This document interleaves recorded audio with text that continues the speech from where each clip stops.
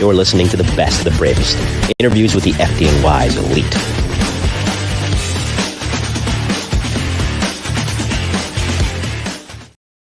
I was talking with tonight's guest about how the weather is out here in Connecticut, and we're getting closer and closer to where I will not have to wear a full suit jacket because it'll be too hot to do that. And as somebody who is half Dominican and half Puerto Rican, as you could tell, I like the warm weather. And the winter was not fun, but sooner rather than later, people will be complaining that it'll be too hot, and I'm not going to be one of those people. Hello, everybody, and welcome back to the Mike the New Haven podcast, episode 314, volume 57. Of the best of the bravest interviews with the FDNY's elite. This mini series keeps going and going and going because I'm continuously able, through your recommendations in the audience and just stumbling through LinkedIn and Facebook, in tonight's case of our guest, LinkedIn, finding these rather interesting folks who were on the FDNY. Hello to everybody tuning in tonight. Garrett Lindgren, a veteran of Rescue 3, is here. Darren Phillips, getting it done in Vancouver, Canada, is here as well. Jay Driscoll from across the pond, where it's just after midnight. Dawn Marie is here as well. Jake Rickson, I believe I shouted you out, but I'll shout you out again. And Joe Maliga, I think I just shouted you out earlier as well. But so nice when you say it twice. Just want to make sure I don't forget people. It's tough to keep track sometimes. And everybody else that's tuning in tonight via YouTube, LinkedIn, and Twitter, of course, welcome. Interesting guest on tap tonight. I'll introduce them in a moment. A couple of sponsors, some housekeeping to take care of. And first things first, of course, MC Media Editing Services, LLC. Need advice on how to start your podcast? Frustrated with the editing process? Can't find a voiceover guy? Hi, I'm Mike Colon, and I'm here to help. I'm the owner and founder of MC Media Editing Services, your premier consulting company for all things media, where I can offer you consulting advice on how to get started, and once you get started, editing, as well as voiceover work, all for a very reasonable price. If you want to reach me, you can contact me at 917-781-6189 or the email that you see listed here. I'm always available, and I'm always willing to help. Again, 917-781-6189. Why go to some giant consulting firm that's going to charge you an arm and a leg when you can just come to me? If you want to be stress-free, the way to go is to call MC. MC Media Editing Services, your premier consulting company. We want to add more sponsors soon. I'm working on that. But in the meantime, we're down one. And we're still rolling with this one, and that is Billy Ryan, if you need a PI. The Mike the New Haven podcast is proudly sponsored and supported by the Ryan Investigative Group. If you need an elite PI, look no further than the Elite Ryan Investigative Group, which is run by retired NYPD detective Bill Ryan, a 20-year veteran of the department who served the majority of his career in the Detective Bureau, most notably in the Arson and Explosion Squad. So if you need a PI to handle anything from fraud, legal services, and anything else that you might require, contact Bill at 347-417-1610. Again, 347-417-1610. Reach him at his website or the email that you see here. Again, if you need a PI, look no further than Bill Ryan and the Ryan Investigative Group, a proud supporter and sponsor of the Mike to New Haven podcast. And I will mention this because it happened before the show. I don't know what's going on in my neighborhood, but the internet did go out right before we went on air. Hopefully that doesn't happen and we're good to go and it's smooth sailing. But if something weird, technologically speaking, happens, you know why. And I think, Chris Epton, you're watching from the Lone Star State. Hello to you as always, sir. Still waiting for you to come on the show. All right. My next guest for 42 years held many a role and a nozzle in the New York City Fire Department. He joined New York's bravest in 1980, and his ascent across 4 decades of service would culminate in him serving as acting chief of operations at the end of his career. Spent the first 10 years as a firefighter, became a fire officer with a decade of experience on, and that, of course, facilitated the rest of his rises. So tell me about tonight. It's for volume 57 of the best of the bravest interviews with the FDNY's elite, retired FDNY acting chief of operations, Rich Bladis. Rich, welcome. How are you? Good evening, Mike. How are you? Hello to all your listeners. Doing well.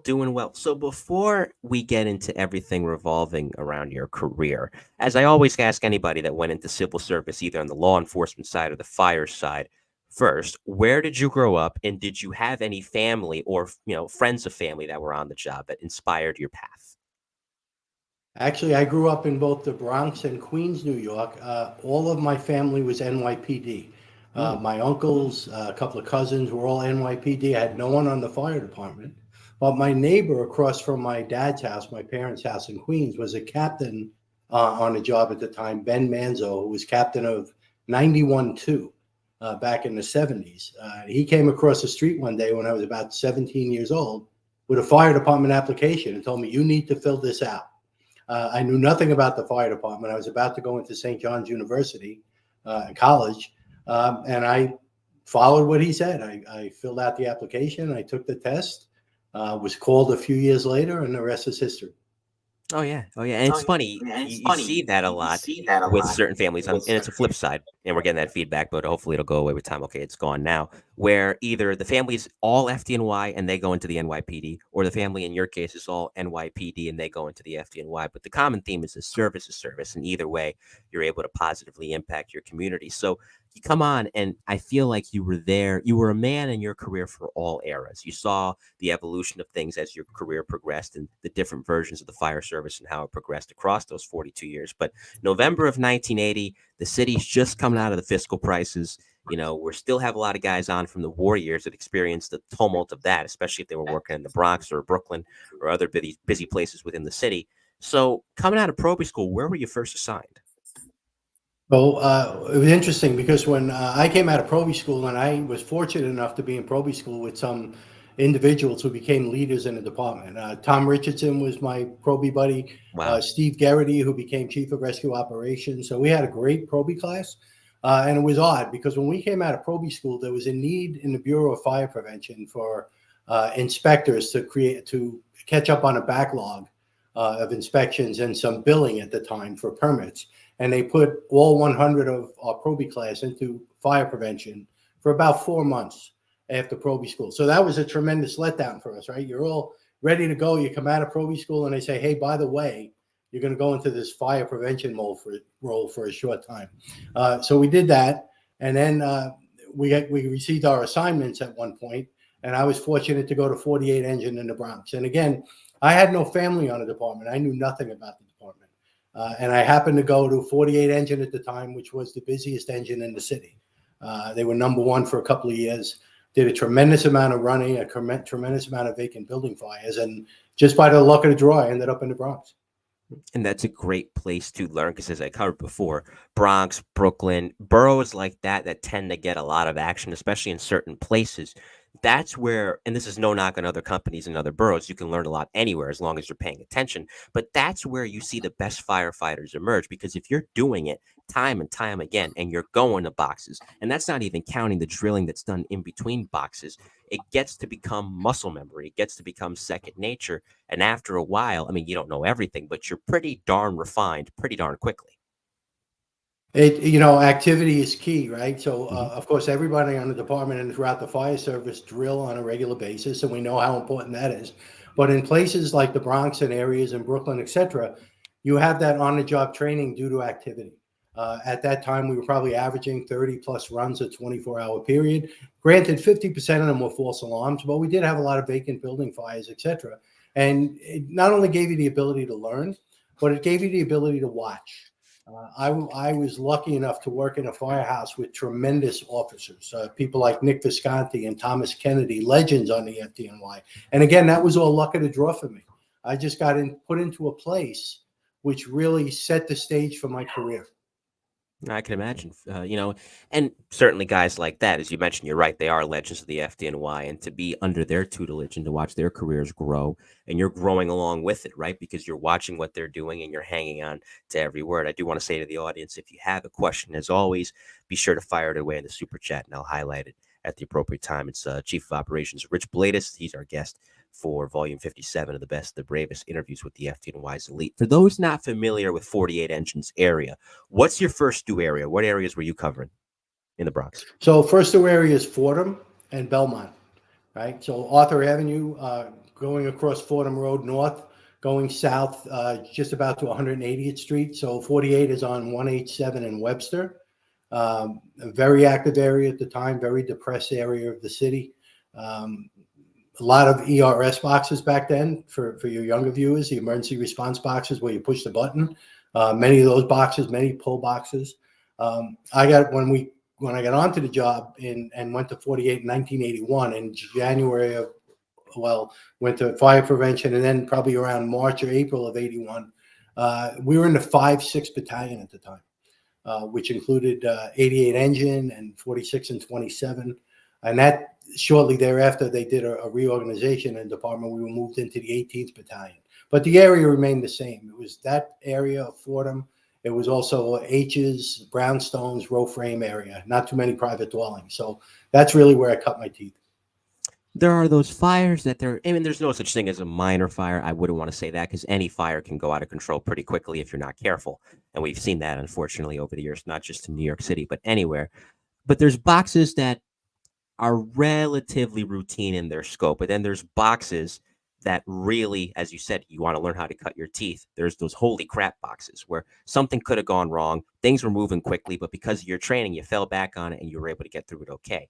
What was that first box for you in 48 or anywhere in those first 10 years where afterwards you were saying, man, holy crap, that was some fire? Well, I tell you, it's really an interesting story and very telling. But the very difficult building for us was T-Bout 181, the duplex building, and it's where Chief Lieb had that terrible, terrible fire where many civilians died a few years ago, Hmm. and that was our first new box. And I remember going to my first fire there, and it was a down duplex apartment, and how difficult it was, how long the hallways were. How it was lights out in those 100-foot long plus hallways. And when I was assistant chief of operations at the time, and Frank had that fire, I remember listening to it come in, and I knew the building right away and knew that was going to be a problem. I mean, of course, nobody knew to the extent that tragedy would be, but I was very familiar with the building and knew the difficulties that our units faced coming into that building with an open door in those long hallways. Hmm. And especially a high rise building, too. And when people think high rises in New York City, they're thinking 60, 70, 80, basically the buildings you see in Manhattan. And that's part of it, too. But a high rise, can be 10 floors that can give you certain problems, especially if the building's not taken care of. And as you said, that area of the city at that time was quite depressed. So that had to be a concern, not just for you, but I imagine for your lieutenants, for your captain, and something to definitely keep an eye on. Absolutely. And we mentioned drilling a few moments ago, and that was one of the places that our units would go to on a regular basis. Our Saturdays are our multi-unit drills. We went to that building a couple of times a month because we just knew how bad it was going to be. And we're talking, 30, 35 years earlier. And it's sad that, 35 years later, that building was in such disrepair. And the people were really packed in apartments there, due to economic reasons, and they would put 20 people in an apartment. It was just a terrible building to fight fires in, and unfortunately, a terrible tragedy 35 years later. Hmm. And you saying that brings back to mind a conversation I was having with one of my lieutenants the other day at the firehouse of over in West Haven, Connecticut, where Sean Usilla, I'll give him a shout out. He's a senior guy in our department, 25 years on the job. And he was talking, and this relates to West Haven, where he was saying, know your district, because we're divided into three separate districts. And there's two other separate districts from us where we are in the first district of West Haven. But he's like, know your district, know where these buildings are. His point being, if you go to these buildings and you drill there enough, or you just drive by there coming back for a call just to see what it looks like, if anything's changed about it, if you ever have to go there for a box, you know what it is, you know where it is, you know certain nooks and crannies of the building that somebody else might not know. And his point was, and he's right, and this certainly applies to New York City and particularly that neighborhood where you worked, that could be the difference between living and dying. Yeah, nobody knows their area better than the officers and firefighters who work there. Hmm. Even the battalions, which span, in New York City, 2, 3, 4 firehouses under their command, they have an overriding general knowledge of the area, but nobody knows the area like drilling down to the particulars, like the company officer and the firefighters who work there. And as a battalion chief, I used to tell my units when I used to set up multi-unit drill, I don't want to pick your spot. Nobody knows the area better than you. You tell me where you want to go. You tell me where the new construction is or where the difficulties are. And that's where we'll go drill for a while. And every month or so, we'll switch it up. We'll go to the next new construction. We'll go to the next renovation. And we'll make sure that everybody's on top of their game. Right. And again, that goes back to discipline. That goes back to making sure you don't dishonor your profession by complacency, because complacency can kill. Especially in a service as elite as firefighting, you want to make sure you're always on top of your game and knowing what's what. And in the 90s, you saw, especially as a fire officer, because the game was changing with new construction, new buildings going up. It was good that the city was in a renaissance, but at the same time, it was a lot to keep up with in terms of new building codes. And I remember Paul Hashagen saying this a while ago and talking about Terry Hatton in the documentary Still Riding, where he was saying he would read the economy section of the New York Times not because he wanted to see what the stocks were doing, but he wanted to know how new building construction was going to affect operations. And even something like that, just looking at that alone is going to be pivotal. And I'm glad you brought that up because imagine, especially you later on as you became a fire officer, you're going to a new company, especially as a covering officer. Who knows that borough, or it's not the borough, excuse me, who knows that neighborhood, the senior man, the chauffeur, especially. And those guys are the ones that's going to be critical to lean on when that box comes in. Absolutely. And it's funny you mentioned that. So when I was a young lieutenant, I got promoted. I went into the 5th Division at the time in Manhattan, which spanned from Harlem all the way down to 72nd Street. And I took a lieutenant spot in Ladder 25, which was on the Upper West Side. It was on 77th in Amsterdam. And coming from 10 years, almost 10 years in the Bronx, I knew nothing about that type of high-rise firefighting. And the senior man at the time was a great gentleman named John Haggerty. And I get there as a young lieutenant. And I grabbed them off to the side. I said, listen, John, you've been here for 20 years. I've been here for 20 minutes. You need to help me out. There's only so much you can learn from a book studying for promotion. I need to know this area. I need to know how you operate. I need to know what the SOPs are. And he was instrumental in making me feel more comfortable there. I wouldn't say I ever felt really comfortable there, but he actually gave me my legs in that type of area. I went from a tenement, like we said, row frame brownstone area to a strictly high-rise residential, high-rise office, tremendous commercial buildings. I was way out of my element, and I leaned on the senior man for guidance. Oh, understandably. And so I guess that brings us to you making lieutenant in 1990. As I've said before, and you heard me say this to Hodgins because you and I were talking about that particular show off air, where you can spend your whole career as a firefighter, never move up in the ranks, and have a great time. There's no shame in that. If you want to stay exactly where you are, especially once you get grade A status, hey, more power to you. And a lot of guys and gals end up doing that in the fire service. But some guys become lieutenants younger. Other guys wait until a little bit later in their career. Hodgins, it was a dozen years before he became a lieutenant. You was 10. When would you say the interest to want to study for lieutenant first began? And was it one of those things, because some guys want to do it as soon as they get on the job, where you said to yourself out of probie school, you know what? Even if I don't get it until years down the road, let me start studying because I want to be a boss in this job someday. Well, it's funny. A 48 engine and 56 truck, that was the house. It was a place where everybody had the incentive to study. And I think it was a combination of guys just had to drive, that they wanted to become better at their jobs, so they wanted to learn more, and they got into the books. A portion of that was our leadership. Like I said, these were tremendous fire officers on the job, and they would impress on us the importance of studying.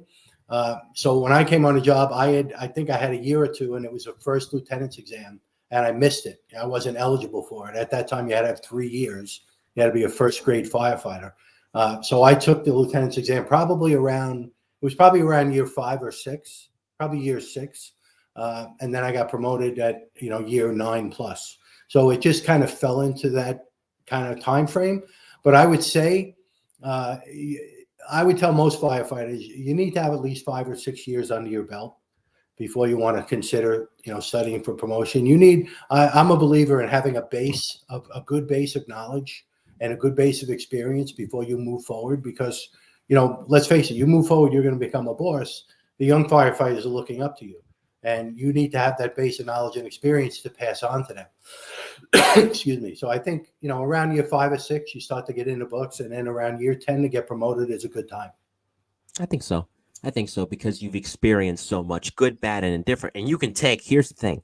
When you look back at your career, I should say, and I'm not saying you specifically, I mean more in a general sense, to that point, enough time has passed to where you can look at the negative and say, okay, here's where this particular box may have went awry. I learned X, Y, and Z from that, but also the good. Okay, well, I was in this company, I learned A, B, and C, and I like that. And I've been able to refine that to where now I'm really good at whatever the case may be. You take all of that with you with a decade on, and you're able to transmit that, as you said, rather easily. And what I like about your career, as I've gone through it in preparation for this interview, is you really absorbed each rank. Lieutenant for 4 years, captain for 6, battalion chief for almost 17. So you really took your time to understand each rank before you moved on to the next one. So we'll talk about making lieutenant in May of 9, or expand rather in in terms of making lieutenant in May of 90 until April of 94. Covering officer for a while, as is the case upon promotion. Where was your first permanent assignment, if you had one, as lieutenant? I was ladder 2-5 on the Upper West Side of Manhattan. And what a place to Uh, work. it was a great place to work. Terrific members. At the time, the division, which now is located in that firehouse, was down on 34th Street. Vinny Dunn was the division commander at the time, right? And he was my deputy chief in the 7th Division up in the Bronx. He moved down to Manhattan, and it was on 34th Street. And then later on, it moved up to 25 on 77th Street. But it seemed like the 4 years there went by very quickly. It was such a great group of firefighters who loved to drill, who wanted to absorb everything they could on the job. And the 4 years went by in a flash. Before I knew it, I was promoted to captain. It was almost too fast. But working on the Upper West Side, here you are. And again, I don't want to use the culture shock thing because it's been overused before. But you're going from the Bronx, and nothing against the Bronx, an interesting area where you work. But as you said, a depressed area at the time, unfortunately, to the Upper West Side. It had to be night and day. It was tremendous night and day. Tremendous night and day. But it was funny. The Upper West Side, in the wintertime when it was cold, we had as much activity up there at that particular time than any company in the Bronx or Brooklyn. Everybody seemed to be home and inside on the Upper West Side in the winter. They didn't go out to their place on Long Island or out in the Hamptons in the summer. The summer was particularly slower. But in the wintertime, when everybody was home and they had those fireplaces in the brownstones, and it would cause, accidental fires, etc. Our wintertime was just as active. And I was surprised at that. I really was, to be honest with you. I thought I was going into this great neighborhood. I was going to learn a little bit about high-rise firefighting, see a different facet of the job. And I was surprised how busy we were in the winter months. There was multi-unit drilling, as you mentioned earlier, during your time in 48 Engine. But being a boss in a truck is a little bit different, and you can't go wrong either way. Truck operations versus engine operations, they're different, but they're both critical in terms of how it works on the fire ground. What would you say you enjoyed most about being a boss in the truck? Actually, what I enjoyed most about being a boss in the truck was the ability to make decisions early on in the operation and feed the chief the information he or she needed to make tactical decisions. I enjoyed that about being in the truck. That was one. The second one was to watch firefighters excel at the different positions in the truck. Listen, there's nothing like being a nozzle firefighter in any fire department. Being in front of that line, attacking the fire is the best. But there's something about watching firefighters evolve from having the can to an outside position to coming back and being forceful entry. There was something satisfying in that. Many members excelled at different positions in the truck, and I like that versatility. And I think that kind of sums up the truck perfectly. And that, again, no knock on the engine. The engine's critical too, but there's so many different facets in terms of how the truck works. Look at the SOC support companies, for example. It can go from being a rescue tool where you're prying people out of windows to all of a sudden, here's an MVA, you got extrication tools on board, and you can do a little bit of that. God forbid a guy goes down, there's RIT involved, or as the FDNY refers to it, the fast cars or fast trucks that you guys have in the city. So there's really no component or aspect of the truck where you can't learn something new. It's almost a hybrid vehicle, and it's so critical, especially in a city like New York. Yeah, it's very critical, and we rely on our trucks and our SOC support ladders to do a tremendous amount of work. The versatility they have, and fortunately in New York City, they have the variety of tools and equipment at their disposal. Much more than some other departments that are economically challenged. So I think that gives them another facet of challenge, right? There's always a new tool coming in. There's always something else to learn, and it keeps it fresh for them. Yeah. You never want redundancy because redundancy, as we said earlier, leads to complacency, which is a big no-no in the fire service. You mentioned it flying by too fast, and it did because you made captain in April of 94. Now, before I get to where you were assigned, we talked about how the job evolves. And here we are at a critical point where a month before is the Watch Street fire, which the 30-year anniversary of that just passed. And what came out of that? Well, the bunker gear that Commissioner Safer and Mayor Giuliani put in place at the time. So I imagine that as you were studying for captain and once you got promoted, every fatal fire or even fires that no one was seriously injured or killed, you can take something from. I imagine Watts had to be at the forefront of your mind in terms of how you wanted to avoid something similar, especially once you attained the rank of captain. Yeah, I was in the office in 25 Truck listening to that fire as it was evolving, Watt Street.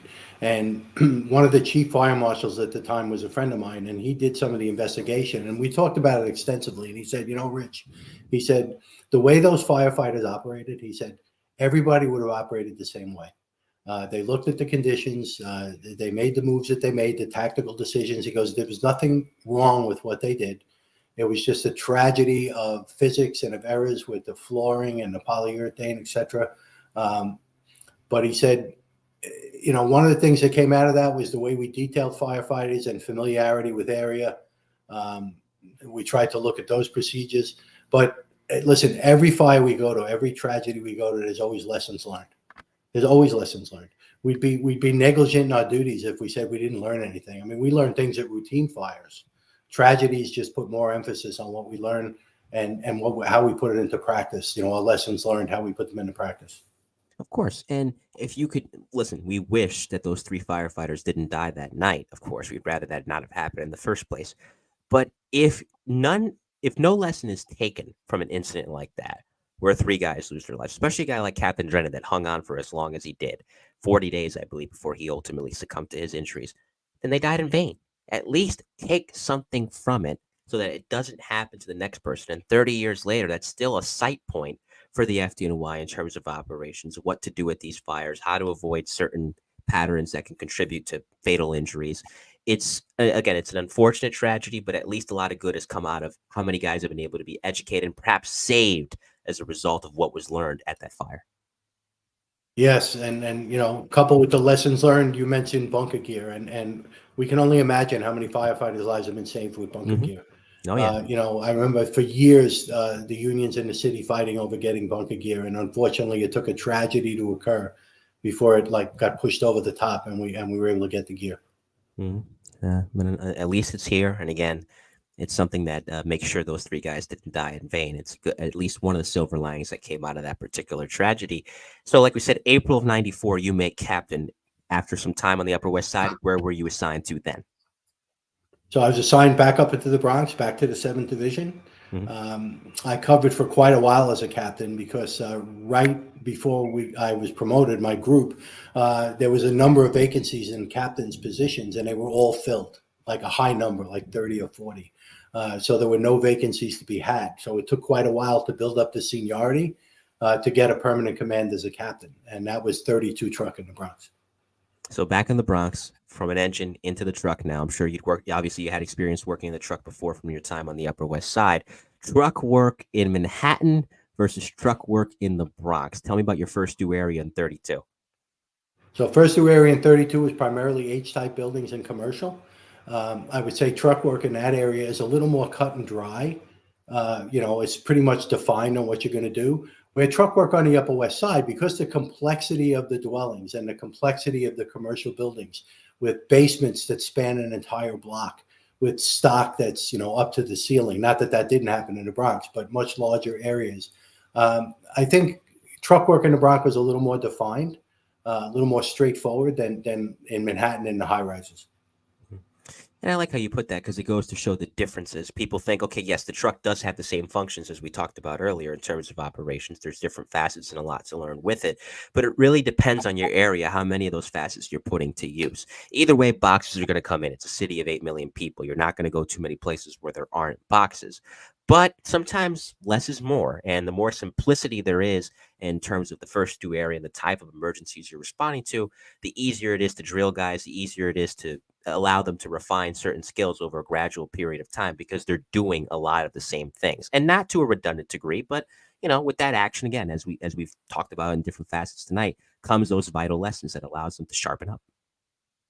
Yeah, and one of the programs that were put in place way back then was a firefighter rotation program, right, where we moved firefighters around the city, and they were able to experience different places. And we still do that with the probationary firefighters now. And as much as it's distasteful to people, because listen, we're homebodies, right? We like to be in our firehouse, we like to be in our area, and we just talk about the importance of learning about your area.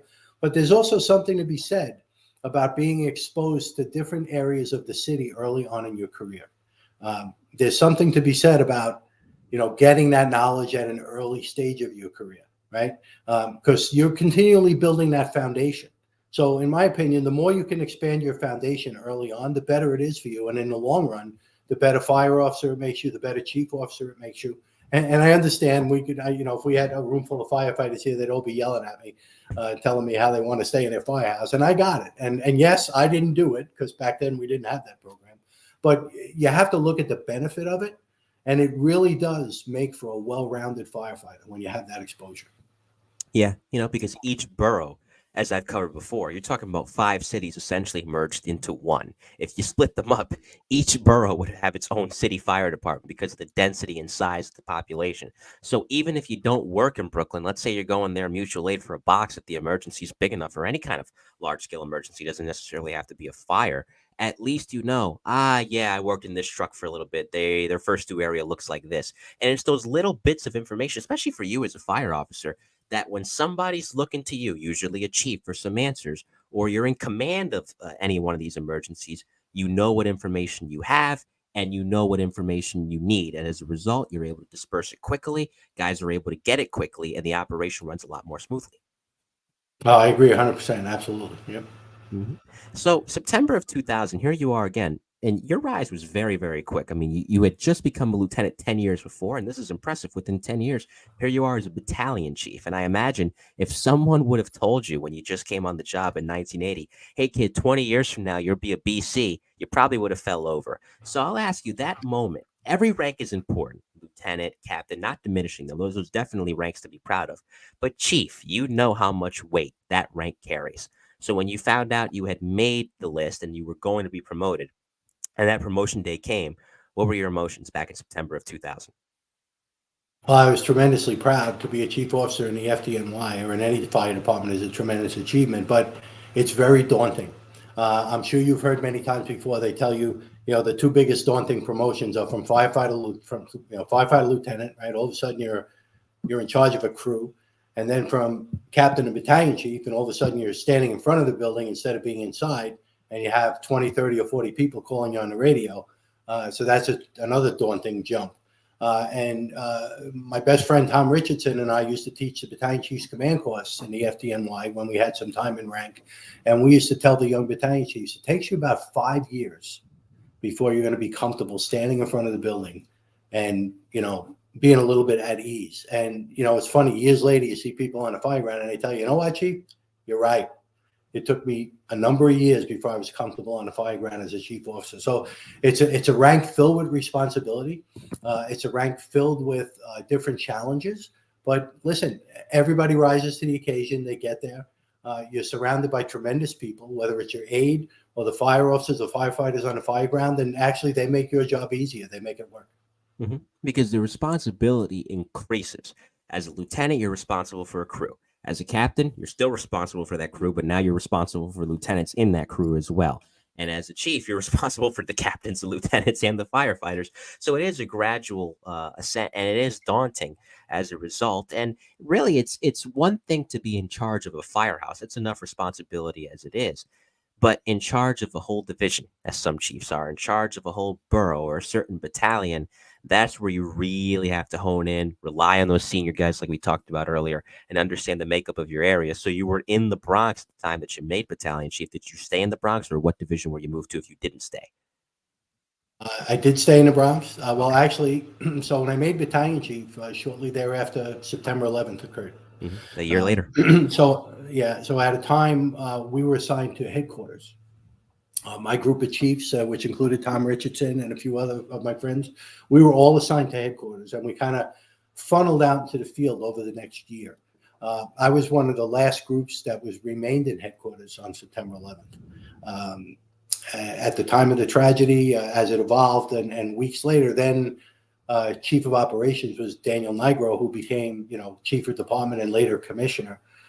He asked us to remain in headquarters. We were supposed to be released on September 16th of 2001 to the field. And he asked us to remain because we knew, a little bit about operations. We had been there for a little while. We had knew all the people in headquarters. So he asked us to stay. And I stayed in headquarters probably until about November or so. And then I went out into the field, back up to the Bronx. So here you are, and this is during a time in which every loss is deeply felt in the department, but the command staff that was lost. And I remember I had Tom on the show a while ago, and one of the guys that was in his group was Matty Ryan. And Matty Ryan got Yeah. the spot that Tom was thinking about getting in Manhattan. Chief Ryan responded that day. Chief Ryan was killed. So it's guys like Yeah. him and the experience they had. And that's not even counting a guy like Ray Downey, a guy like Bill Feehan, Chief Gansey, who was chief of department that day, Chief Burns, who was chief of operations. So much knowledge was lost. It's pressure packed as it is, but it's in overdrive now because of the circumstances. And that can really stress somebody out and eat them up. What was key for you during a time where I know you had a lot of friends who you knew who perished that day? You're mourning them, but at the same time, you still have your duties within the department. What helped you stay centered? I think the camaraderie in the fire service. I mean, as you know, people from around the country responded to help us. Uh, Everybody in the FDNY was all hands on deck, 24/7, working days in a row, going from the firehouse down to the site to look for their friends and to help in a possible recovery. And you'd go down there, you'd work, you'd meet people from all around the country who couldn't do enough for you. And I think that kept us going. That camaraderie, that support, everybody was all hands on deck for us and supporting us, and that kept us going. Yeah, and it took a while to rebuild the ranks, but you guys did. And listen, anybody that retired during that time, don't blame them. I understand that completely. But the guys that stayed, I really do commend them because could they have walked away? Sure. And you had enough time on the job. You had over 20 years. You could have walked away if you wanted to. And again, nobody would have blamed you. Understandable. But to stay and to help lead the department's rebuild, thank goodness for those guys like you, guys like John Norman, who I also had on the show, because without that, who knows where the FDNY would be right now? It would have taken longer for the department to rebuild itself. But those guys putting in those extra years, 20 years later, it's still paying dividends. They did that. Yeah. I mean, if you look at every tragedy that the FDNY has suffered, it's the leadership of the department, it's the camaraderie of the firefighters that get us through. Whether it be September 11th, whether it be any kind of plane crash, train crash we've responded to, COVID, anything like that. It's always the camaraderie and the dedication of the firefighters that get us through. I'll ask you this. You stayed in that rank for 17 years. Again, a long time, longest of any of the ranks that you held. Would it be safe to say that that was your favorite rank? Not just because of the time spent, but the opportunities that came with that, the time to know the borough, the time to get to know the men. I loved battalion chief. I loved the rank. I spent about 10 years in the Bronx, and then I had an opportunity to go to rescue operations, which was special operations at the time. I was able to get a spot in the rescue operations battalion. I was there for about 7.5 years or so. I loved it there. I had no intention of studying for deputy chief. It wasn't even on my radar. I had made one attempt early on in my battalion chief career, studying with Jay Jonas, as a matter of fact. And Jay was promoted to deputy, and I didn't make it. And I was good. I was content. And then Tom Richardson called me and said, "Hey, listen, we're going to get a study group together. We're going to study for deputy chief." And I was like, And so I decided to, and I had a great study group with Tom, Frank Lee, Joe Jordan, Jim Kane, Wow. Rich Wiley, and we all were promoted to deputy chief. It was fantastic. And 4 of us got promoted to staff. So it was a great study group. But Tom, I have to give him credit. He was the impetus of me studying for deputy chief because I enjoyed what I was doing. As you said, 17 years. I liked it. Yeah. And if you would have really stayed enjoyed there, it. if you would have stayed there for the rest of your career, again, who would have blamed you? It's a great rank to have because you got to work in different commands. I don't want to gloss over special operations because SOC 20 it recently turned 25 years old.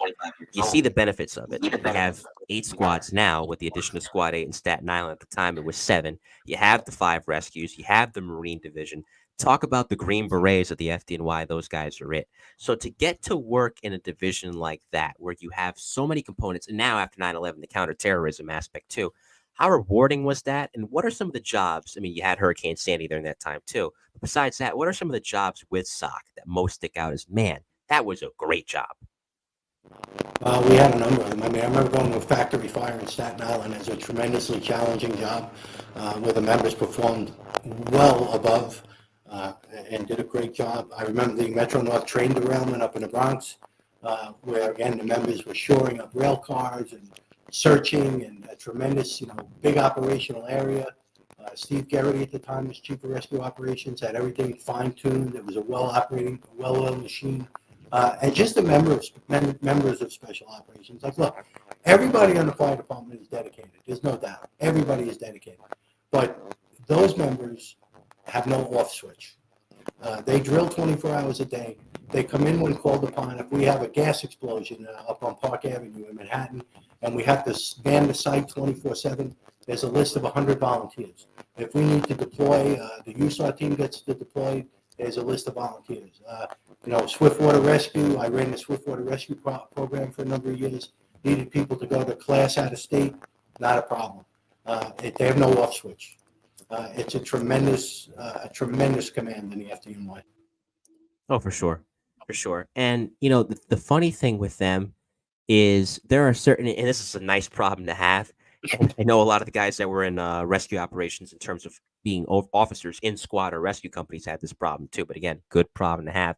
You almost have to tell them to slow down sometimes because Yeah. they're going so fast and and it's good. They want to get in there. They want to do the job, but you almost have to pull them back by the collar and say, easy there, big boy, one step at a time. And when you have go-getters like that, hey, you'll take a problem like that any day of the week.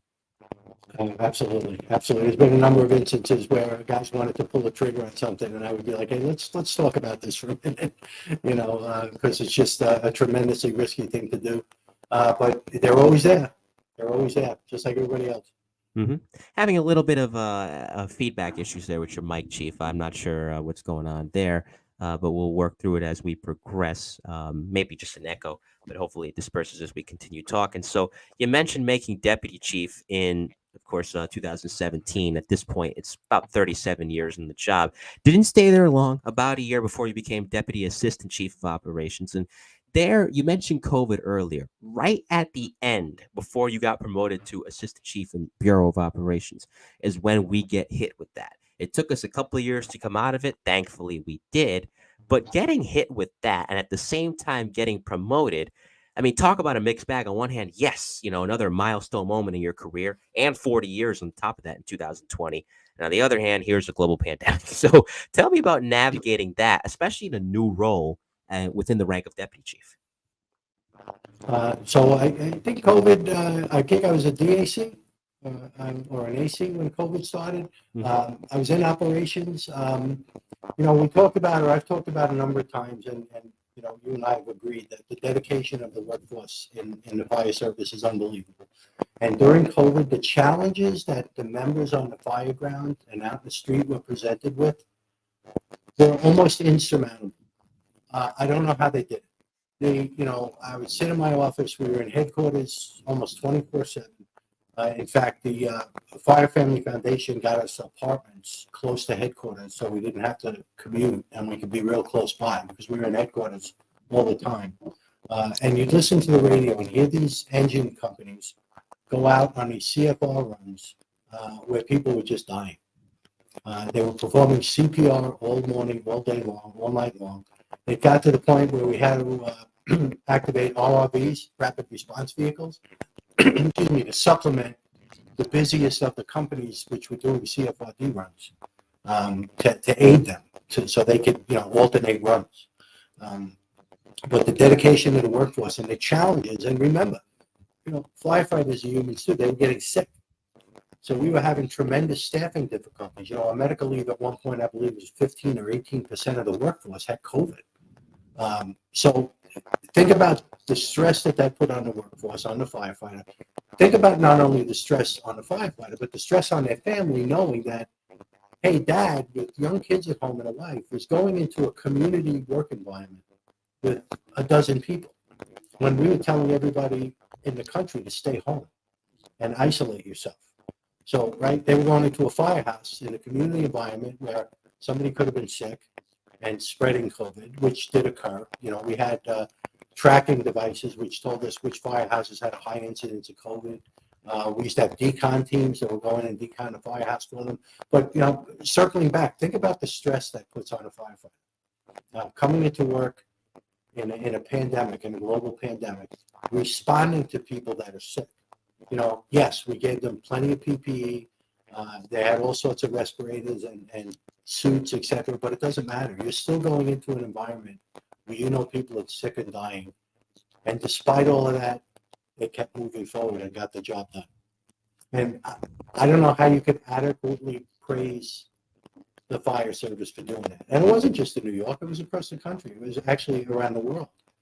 And I don't know how you can impress on people, that type of dedication and that type of devotion to their task, right? Everybody always talks about September 11th. And of course, that was a terrible, terrible day for the FDNY and the NYPD and EMS, everybody. But COVID was pretty tragic for us. We lost firefighters. We worked under tremendously difficult conditions. And I remember as being in operations, I don't know if you recall that the city set up a temporary morgue in the Brooklyn Navy Yard. Oh, yeah. And, it was staffed by volunteers and by our incident management team to try to keep track and assist the military with the morgue. And I went over there a couple of nights from headquarters, and to watch these young people in the military deal with that, morticians, etc., to watch our firefighters deal with that 24/7 was just, I don't know how to describe it. But as always, the fire service bound together and moved forward and got through it. Yeah, and that's something where, again, as you said earlier, it doesn't matter what the tragedy is. It doesn't matter what the situation is or what the resources that have to be allocated to the situation is. The FDNY is always going to pull through. It's a department that has embodied resilience since its inception. Chief, before we continue, what I'm going to have you do is just sign out and sign back in real quick, and that'll probably cancel out that echo noise that we're dealing with. And I'll put you in the back while we do that. You can use the same link I sent you earlier to come back in. We're talking with Chief Rich Bladus. He finished up as FDNY Acting Chief of Operations for Volume 57 of the Best, the Bravest Interviews with the FDNY's late Steve Iorato. Shout out to you, buddy. He's off to a water flow alarm, and be safe, buddy. Jeff Pinkett, Steve Zaslavsky, hello to you. And, of course, Billy Ryan. Yeah, that Watch Street fire was no joke. Hard to believe 30 years has passed. But like I said earlier, if any good came out of that fire, it's the bunker gear. And when I had Howard Safer on, the late, great FDNY NYPD commissioner, man, I still can't believe he's gone. He was a great guy. Very sad when he passed away. He got right on that. And Giuliani told him, I don't care what it takes, get him the bunker gear. They got the bunker gear. Chief Bladus is back now. And I think, coming out of COVID, where we left off, there was a collective reset for everybody, but for the FDNY too. Okay, we're starting to come out of the pandemic. Restrictions are being eased, and now we have to get back into operations as they were prior in 2019, and of course, many years past before that. So being a part of that collective reset for the department, coming out of not just a lot of situations throughout the pandemic where physical resources were being exhausted, but also these people were mentally taxed too, understandably so. Tell me about that process where, understandably, you were probably mentally taxed as well. It was difficult, to be honest with you, because during COVID, because our medical leave was so high and staffing was so difficult, we had to cancel vacations. Okay, so now you're coming out of COVID, you're trying to return to normal, and people who had their vacations postponed want to go on vacation. Rightfully so. So how do you juggle that staffing, right? People are slowly coming back. People need a break. People need to talk to people. People need time away. You still have to staff the fire companies, and you're trying to get back to normal. So it was very difficult. It was a very difficult transition. And we in the FDNY also had changed our work schedule. We went from our 2-platoon, 25 group system to a ABCD chart where you work 24 hours. And we had to transition back to the 2-platoon system, which also became a staffing nightmare. So it was a longer road than you would imagine. You would think, you just transition back. It takes a couple of weeks. It's more like several months. Mm-hmm. It took quite a while for us to get back on firm footing and, back to, let's call it normal. But, the lingering effects of the pandemic take a long time to smooth out and to get everybody back in the swing of things. So I would say it probably took the better part of a year until the department was what we would call on like normal mode. Getting back into normalcy. Mm-hmm. And it's hard to believe how much time has passed by. I mean, 4 years, which is crazy. It doesn't feel like it's been that long, but it has. Around this time, 4 years ago, we were all cooped up in our houses, and there was the essential worker policy, and, quarantines were going on where you couldn't gather in mass. And that was just one of the worst years, I think, for all of us. That was one of the worst years, if not the worst year, depending on who you are, of our respective lives. But we're out of it now. And by the time you left, things were humming along once again. But those last 6 months of your career, you were acting chief of operations until some guy, I don't know if you've heard him. His name's John Esposito. I don't know who he is or what his background is. I'm kidding, of course. Love John. He's a friend. He's been on the show. He took over and he's doing a great job in that role right now. But here you are, essentially, I believe, the number 3 in terms of uniform personnel, not counting the commissioner, that's a civilian post, the number 3 in the FDNY. And again, what a moment, right? From 1980 all the way to this moment. And you're overseeing everything citywide.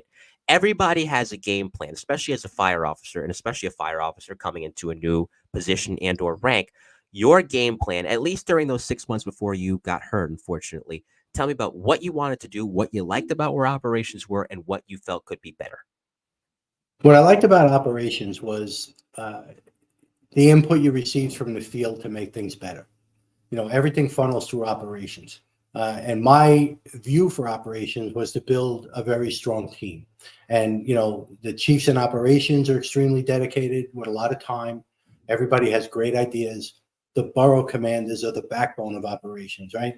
All 5 borough commanders report to the assistant chief of operations. And, they have their finger on the pulse of the field, right? They're out there. They're out there doing a job. They're in each borough command. They meet with their deputy chiefs. So I took a lot of pride in constantly meeting with my borough commanders, constantly meeting with my team in operations to try to push initiatives forward that we thought were important for the firefighters, to keep the firefighters safe. That was always a big weight on my mind. I wanted everybody to be safe. I wanted everybody to be efficient. I wanted everybody to have what they needed to have to operate well. And I think that team concept worked well for me and the group in operations. It worked real well. And, the acting chief of department at the time was Jack Hodgins. Jack was extremely supportive. Jack was open to a lot of ideas. He joked once in a meeting. He says, Jack will say, I'll throw an idea on the table and Rich will tell me 5 reasons why it won't work, but Jack was extremely supportive, and we had a really good team in the department and headquarters at times, supported by a really good team out in the field. And when you have 2 good teams that work together, there's no stopping you on what you can do. Mm-hmm. Especially with the resources the FDNY has and how much you can pour into. And understandably so. Again, city of 8 million people, as we've talked about, you need all the resources you can get. But when you have the right personnel in place that knows how to utilize those resources, as you said, there's no stopping you. Unfortunately, you did suffer an injury towards the end of your career. And I'll ask you, listen, retirement's not easy. Even after 42, 43 years, I can see from this interview tonight, you still love it. You're still so invested in it. Even before the injury, though, I will ask you, 2-part question. Were you thinking of stepping away, as it were? And the second part of the question is, if not for that injury, would you still be there right now? I'd probably be retiring right now because, we have a mandatory age of 65, and that's next month for me. Okay. No, I was not thinking of stepping away. I probably wanted to do that, almost at full time to get me to 65. I really enjoyed what I was doing. I really enjoyed coming to work. I missed the camaraderie of my fellow staff chiefs and the firefighters in the field. Of course, I still have friends both on and off the job. But nothing can replace being in the firehouse. Nothing can replace that. No, of course. I'll ask you now. You served in multiple different decades, 80s, 90s, 2000s, 2010s, a little bit of the 2020s. You saw the change of the fire service from equipment to apparatus to everything. When you look back on your career, a lot that you did, a lot to be proud of. If you had to define it in a sentence, what would that sentence be? That's a tough one. I would say I thoroughly enjoyed serving the people of the city of New York, and I thoroughly enjoyed the camaraderie of the fire service. Those are the 2 things which make your career. There's very few people, at least in the city of New York, that enter the fire service with the intent of doing 20 years and leaving. Everybody stays as long as they can and works as hard as they can because they enjoy what they do. And I think that's one of the unique things about us in the fire service. Everybody goes into it because they want to do it and they want to be there. It's almost like career military, right? People go into the military for the career because they want to serve their country and they enjoy doing it. And I think firefighters are the same way. I think so. I think so. It's one of very few professions, and I see this with my PD and FD interviews alike, where people don't want to go. People don't want to go. Just about every other job you see, people, they can't wait to go. They know down to the nanosecond when their retirement time is coming up. Other people go kicking and screaming. They're blubbering like babies on the last day, and I get it. It's a great job. And mind you, I'm a civilian working in the fire department. I'm not on the job quite yet. We'll see what happens down the road. But, I get it. I love being at the firehouse. I love being around the guys. And one day that stops. Of course, the friendships don't stop. But that, as you said, that routine, that every day stops. It's different. It hits you right in the gut because it becomes such a significant part of who you are because with most jobs, you're not living with the people there 24, 48 hours at a time. You're living with your coworkers and you get to love them as brothers and sisters. What profession do you know where people get mad when they get hurt? Yeah. They get mad, they get hurt, and they say, I'm going to be out of the firehouse for 6 months. And they get all upset. Yeah. Because they want to be there. Yeah, of course. I get it. It's a great place to be. The hour has flown by. I don't even think we're at the hour yet, but we've covered so much ground in this hour. And it's now time for the rapid fire, which is 5 hit and run questions from me, 5 hit and run answers from you. Yes, Joe Maliga, especially when the tones drop. And then those tones drop and it's time to go to work. It is quite the rush. And I've seen those guys experience that in West Haven and definitely in New York City in the FDNY. But this rapid fire, like I said, it's 5 hit and run questions. We'll start off and you can say pass if you want. Funniest call you ever responded to? 2 people in a bathtub having fun and the water overflowing collapsed the ceiling below them. Well, there's that. At least they were having fun. Second, most uplifting call you ever responded to, and not uplifting a collapsed ceiling, that is. Birth of a child, baby. Oh, there you go. So Joe Maliga, as you've seen the show before, he has that running joke with me in the chat. Anytime I get a PD or FT guest on, ask them if they ever delivered a baby. There you go. Didn't even have to ask tonight. You just came out and said it. Third, best advice anyone ever gave you on the job? To always listen. Mm-hmm. There you go. Always 2 ears, listen. 1 mouth. 2 ears and 1 mouth. You worked in a lot of different boroughs across your time on the job, and you can say multiple to this question. Doesn't have to be one. Favorite bars or restaurants in New York City? Have to be one of many restaurants on Arthur Avenue in the Bronx. Well, there you go. Arthur Avenue, can't go wrong there. Good answer. And you spent pretty much, well, not all of your career, but of the 43 years you were on, 42, 43 years, 33 of it was spent as a fire officer. So to somebody that just got promoted to lieutenant, not even on the FDNY, but anywhere in the fire service, if you could pull them to the side and give advice on how to be an effective fire officer, given how many years you spent as an officer, what advice would you give a brand new fire officer? I would tell them to listen to those around them, take the information, evaluate it, and then make your decision. You're the boss. In the end, always listen, but in the end, you have to make the decision. And once you make the decision, stick by it. Mm-hmm. There you go. And if it's your story, you got to stick to it. And especially in that kind of a role, it's critical to do that. Chief, this was great. Don't sign off yet. We'll talk off the air. Before I say goodbye to the audience, any shout outs to anyone or anything you'd like to give? Just shout outs to firefighters across the country. You're doing a tremendous job. Stay the course. Be safe. Get home safe. That's it. That's it. Shout out to everybody tuning in tonight. Brendan Dunn, I just saw you pop into the chat. Didn't want to miss you. Shout out to you as well. Those of you that watch this via YouTube, LinkedIn, and Twitter, and certainly those of you that will watch this or listen to this a little bit later on the audio side or watch the replay on YouTube, LinkedIn, or Twitter. Coming up next on the Mike the New Haven podcast. So many shows, hard to keep track of these days, but he was in the New York City Transit Police Emergency Medical Rescue Unit, as they jokingly refer to them, nurses with guns. And when they merged with the NYPD in 1995, he went over to the Emergency Service Unit. And that's Daryl Summers. And he'll join me for another volume 45 of the E-Men inside the NYPD's Emergency Service Unit. And he had the benefit, as I said, of serving in both units, which were great units in their own right. And ESU, by the way, shout out to all my ESU friends. It's the 94th anniversary of when the department orders went into place to found that unit. So a lot of great work they've done over the years. And New York City is well served having them and the great Special Operations Command of the FDNY as well, to serve anybody that may be in need at any given time. In the meantime, on behalf of retired FDNY Chief of Operations Rich Bladis, I'm Mike Colon. This has been Volume 57 of the Best of the Bravest, interviews with the FDNY's elite, and we will see you next time. Have a great weekend, everybody, and stay safe. Take care.